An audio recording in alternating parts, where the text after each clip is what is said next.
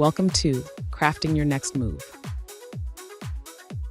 Welcome back to Crafting Your Next Move with Lori Kraft, associate broker with the Kraft team at Origin Realty Group. Lori is a top producing Houston realtor with more than 15 years of experience helping clients buy and sell homes across the greater Houston area. Known for her honest advice and boutique approach, she and her team combine cutting edge marketing with good old fashioned service, deliver results that speak for themselves.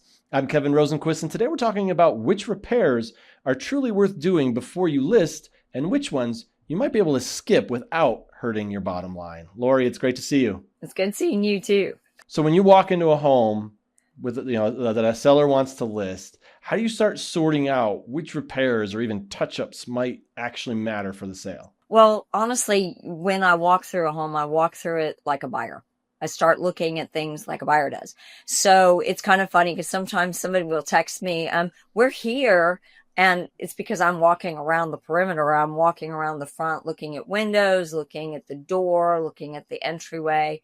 And then I walk through a house looking at the ceiling a lot too, looking for any kind of settlement cracks. And by the way, that doesn't mean you have a foundation problem. Sure. If you have any kind of gambrel ceilings, any kind of vaulted ceilings, you're going to get cracks because they pop and move all the time. And sheetrock will pop. So I look at all those things. So when we sit down, what generally I do is I'm very visual, and most of my sellers are too. So I take a legal pad and I draw a line right down the middle and I establish something right away for them. A lot of times sellers will feel like, well, I put a new roof on this year, therefore improvement. I should get that money back. So what I do is I put in improvements on one side and maintenance on the other. And then when they tell me things like, I replaced the AC, I replaced the water heater, we have brand new windows, we have a brand new roof. Well, I will tell you, brand new is in the eyes of the appraiser, but we're going to write that down on the maintenance side.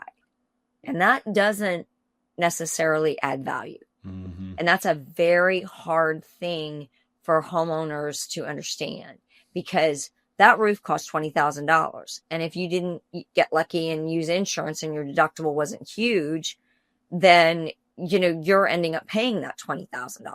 So it feels very much like that's an investment that you should be able to tack on to the value of the property.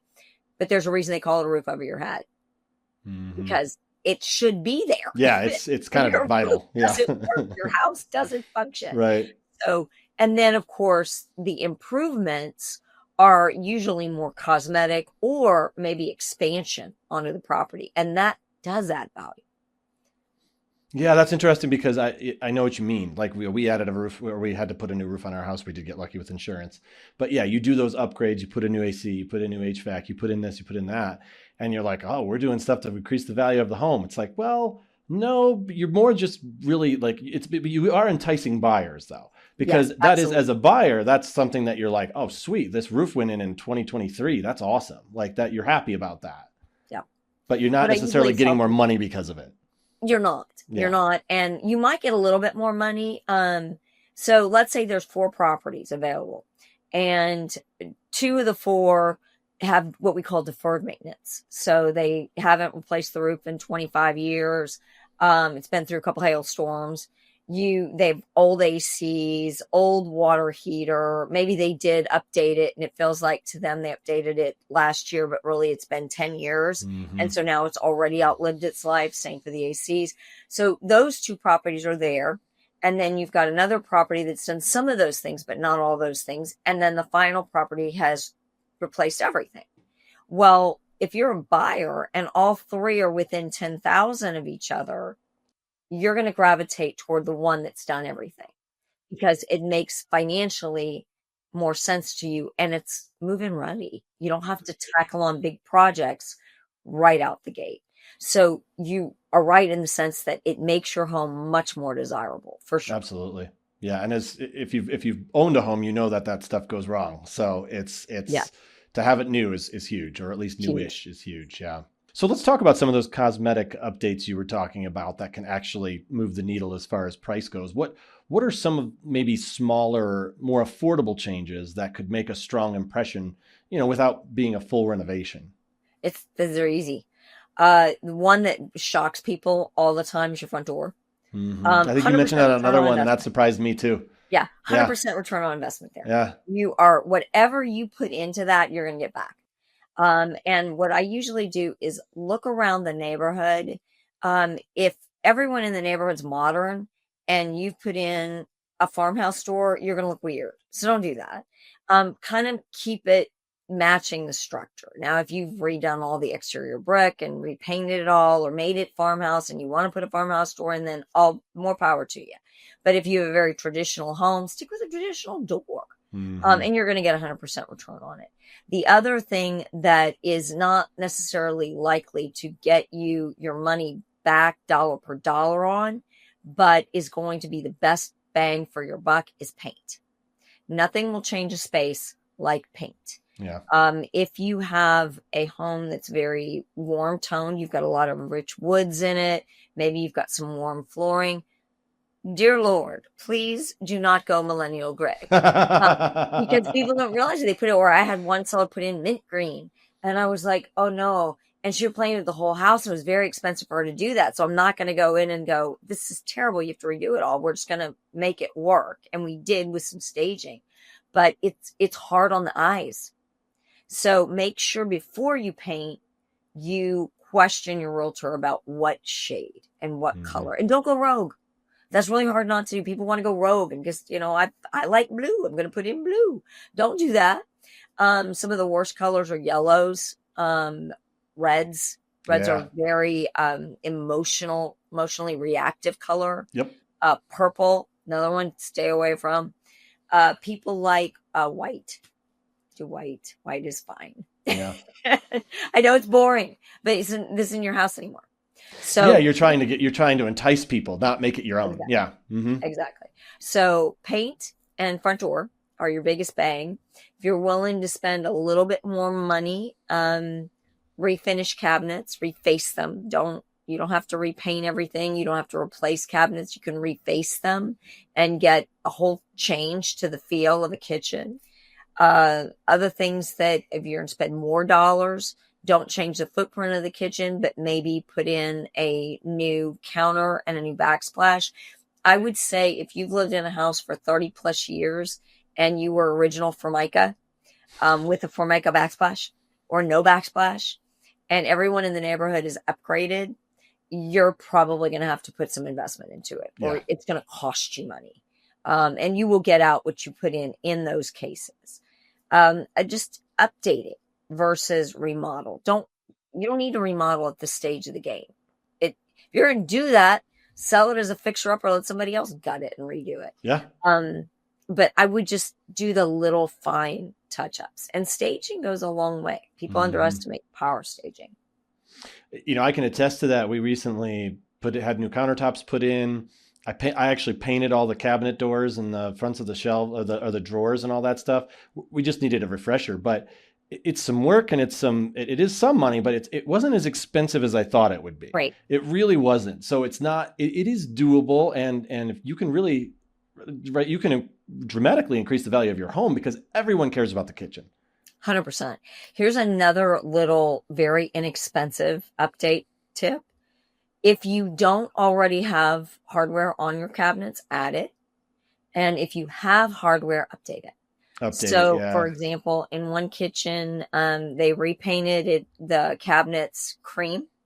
They went from the dark black fox to cream, and it brightened up the entire kitchen. And then to make it look a little higher end, they replaced, and it didn't match anymore anyway. They had the brushed nickel. So they replaced that with the brushed gold. That's what we got. We got brushed gold. See, and totally updates the whole space. It makes it look fancier. It's weird. Yes, it's weird. Exactly. Then you're fancy. Yeah, you feel fancy.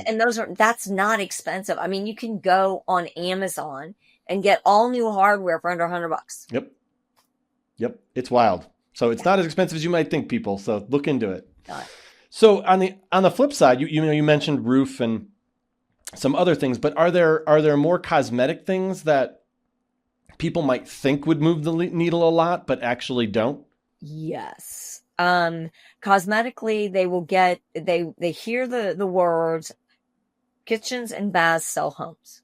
Sure. And they will do a complete bathroom remodel. Here's what I will tell you on that. Update it, don't remodel it. I did have a seller, love them. So my favorite sellers of all time, they remodeled the bathroom to the tune of $100,000. Ask me if they saw any of that back. Yeah. People were like, wow, that's a great bathroom, but we're not paying that for this. Didn't pay it. So it was a hard lesson for them. It was very painful. The other thing that people will think will move the needle is high-end flooring. So they will bring in Brazilian wood flooring. You know what buyers see when they see that? Maintenance. Yeah, maintenance, scratches, and dogs Like, and kids, and yeah, and they're not going to pay extra for it. Yep. And you can tell them, oh, well, this was imported from Tennessee. Well, that's nice. Have you got extra? Well, no. Well, then no, it does not help me. So they don't want that. Another thing is, and this is a point of contention with me and many people, is the very expensive carpet / rug. You're going to, great. I'm glad that you have a $3,000 rug in this media room that's going to have stars on it and all kinds of beautiful things, but nobody cares. It's a media room. It's dark. So put in a blue rug. Nobody cares. Nobody cares. It's not worth it. The other thing I would say on flooring is if you're going to do carpet, which buyers hate carpet, just so you know, but if you're going to do a carpet, spend your money on the pad. Don't spend the money on the carpet itself. Because if it feels good and feels soft on their feet, and that's what a pad does, it's going to feel more expensive than it is. Good call. So people don't like carpet even in bedrooms and stuff? No. Interesting. They'll bring in a rug. And again, everything's so area specific, so it's hard for me to say, it might be different in Colorado where it's cold. In Harris County, it's hot all the time. Yeah. We get extremes in the winter for like a day. We might get a week of freezing weather, but otherwise it's hot. And so we are always looking for ways to cool things down. Now, what people do not tolerate is tile in a bedroom. They won't tolerate that. But wood feels warm to them and it feels warm to me. And so it's Harris County in particular is still very Southern in culture. We're not considered deep South, but we've had enough movement from the deep South that most of the people that live here sort of have that flavor to them. And so they like that old world finish. They like wood in bedrooms with a really pretty rug. That's what they like. They like to be able to get off the bed and set their feet on something soft, but they want that cooler temperature that's provided by wood versus carpet. That makes sense. Yeah, that definitely makes sense. We talked about HVAC, the roof age, all that stuff. I'm curious, how do you help a seller decide whether it's something to address up front or just sort of wait for the feedback from the inspection to see if it's even something they need to worry about? I'm going to go against grain here, and I know a lot of agents won't like what I'm saying here, but I'm kind of the old school thought of it isn't broke, don't fix it. So get your AC inspected prior to list so you know what's going on, and know that the minute you go under contract, you want it touched up and tuned up. And that's so if the inspection comes back and they say there's a differential, which in 2-story homes, especially with vaulted ceilings, always going to have a differential because they're on the ground shooting a gun up to a vent that's 2 stories up. So they're going to be a difference in temperature. You get to be able to produce a report that says, no, it was just checked yesterday. And the HVAC company, which has a higher standard of authority over the inspector, has told us it's fine and working. It gives you some argument if they want a full replacement. You can say, no, it's 10 years old. And yes, it's at the end of its life, but it's functional. Now, let's say you get that inspected prior to selling or listing, and you find out that it's not functioning. It keeps conking out.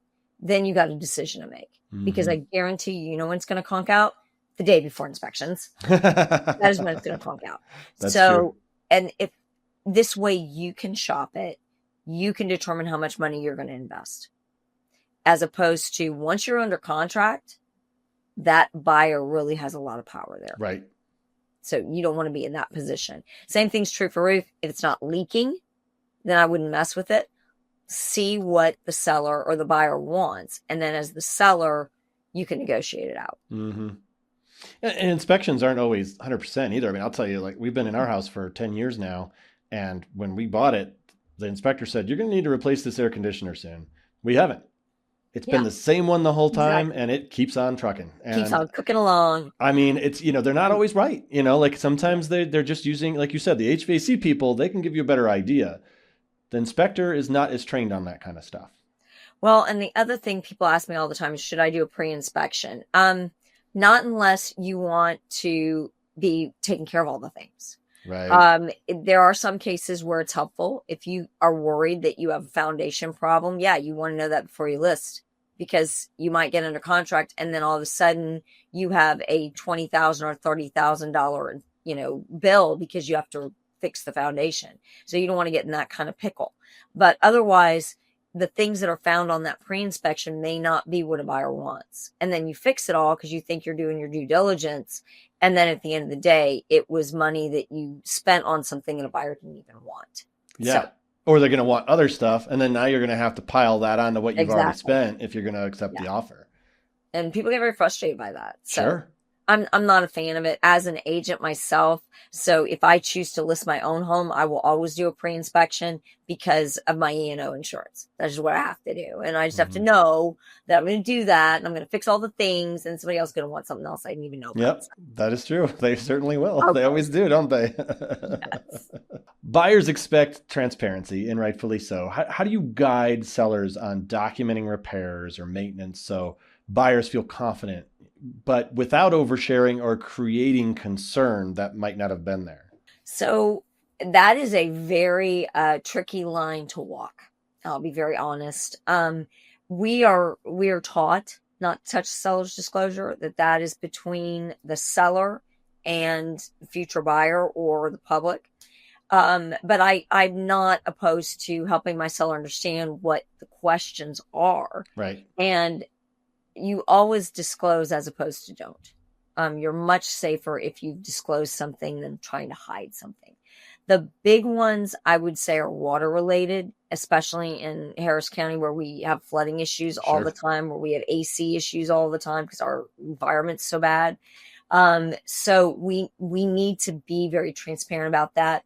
Truthfully, if you have had a problem and you've addressed it, you may or may not need to disclose that. And that's more of an attorney question, but I'll tell you, in most cases, it's not necessary to disclose it. There is a place on the seller's disclosure for things that have been repaired that you must disclose. For example, if you used insurance proceeds, you have to disclose that because it'll show up in a clue report. If you've had an inspection done in the last 4 years, you have to disclose that. That's something else that buyers will use as a way to not really necessarily blackmail a seller, but to put their feet to the fire.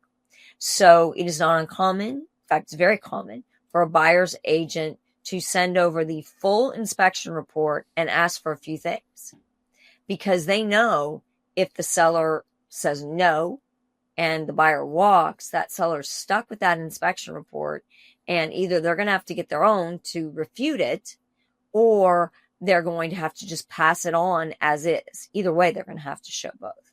Mm-hmm. And there's like a list, if you will, of things you have to disclose and things you don't, right? Yes. Yeah. There's 2 different inspection reports in Texas, and that's something people need to be aware of as well, especially if you're buying. One is through TREC, which is the Texas Real Estate Commission. And then the other one is through TAR, which is the Texas Association of Realtors.